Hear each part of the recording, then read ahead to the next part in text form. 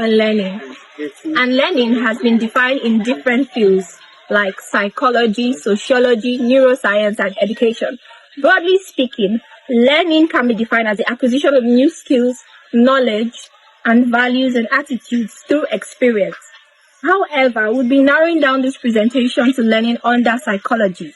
And learning under psychology can be defined as the experience that produces a lasting modification to a person's attitude, behavior, and behavioral tendencies. I'll be asking my group member what actually is learning under psychology and what is learning process? What makes learning in psychology actually different from learning in sociology, neuroscience, and education? What makes learning in psychology different from learning in neuroscience, education, or sociology? Learning in psychology is defined as a relatively change in behavior that occurs due to constant practice and experience. Learning in psychology is very important because it's not all about knowing something new.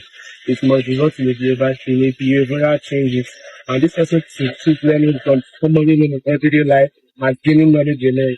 Psychological learning emphasizes on behavioral changes. Okay. So basically, learning has three vital elements. Firstly, learning is a change in behavior.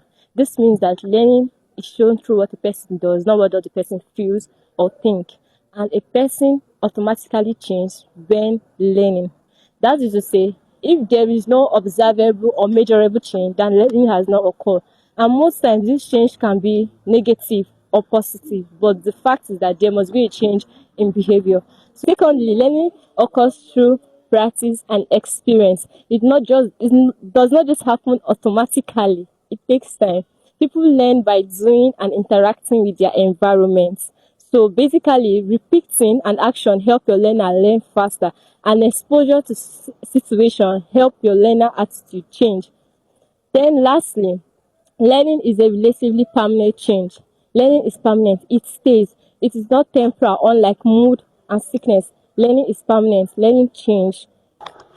I'll be speaking on learning theories. Learning theories are a set of principles supported by experimental evidence that describe how people learn and how learning process under psychology can be understood. Under learning theories, there are two broad categorizations or two major groups, which is the behaviorist theory and the cognitive theory. However, in this presentation, we'll be focusing on the behaviorist theories of learning. The first theory we'll be discussing under the behaviorist theory is the classical conditioning theory. This is a theory propounded by Ivan Pavlov, a Russian psychologist. Can I have one of my team members come, please? So he summarized, or there is a summary of the classical conditioning theory by Ivan Pavlov. In the first stage of his experiment, he presented food, which is UCS, an unconditioned stimulus to the dog, because the experiment was to measure how much a dog's mouth would water. So he created an apparatus, and then he presented food, which is UCS, an unconditioned stimulus, in the first stage, and it created an unconditioned response, which is here, UCR. And this is what is known as original or reflex action. My second team member has here the second stage of the experiment by Ivan Pavlov. In the second stage of the experiment, by Ivan Pavlov, he paired food, which is an unconditioned stimulus, with a bell, which is a neutral stimulus. And over time, paired presentation made the bell, which is a neutral stimulus, become a conditioned stimulus. And it made only the sound of the bell made the dog's mouth to water or salivate. And this neutral stimulus then turned into a conditioned stimulus. And a conditioned stimulus created a conditioned response, which is over here. So in Ivan's experiment, he demonstrated learning by association. He believed that organisms could learn by association. That is the first theory under the behaviorist theory.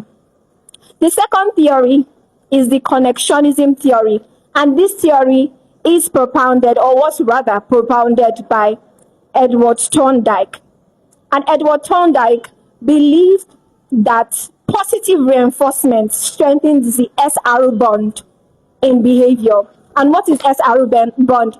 SRO bond is stimuli response bond, whereas a negative outcome weakens the SRO bond. And Thorndike had an experiment. In his experiment, he put a cat in a puzzle box, and there was an escape mechanism in the puzzle box. If the cat could escape, the cat would get food to eat, whereas if the cat could not escape, the cat would not get food to eat. But the cat was randomly moving inside the puzzle box until it stumbled upon the escape mechanism, which was the lever. Upon him putting the cat back in the puzzle box, the cat made fewer mistakes or fewer random movements in the search for the escape mechanism.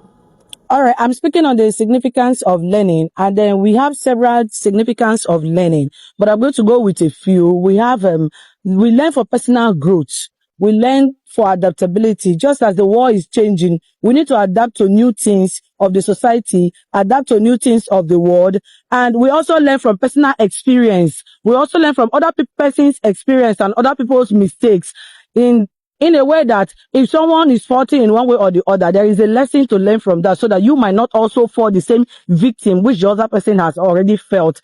And then we also learn for social vibes. We learn to associate with people. We learn to make things come out of it. And as life goes on, learning never stops. Learning never ends. We learn every day in life, and it will make it part of our life existence. Thank you.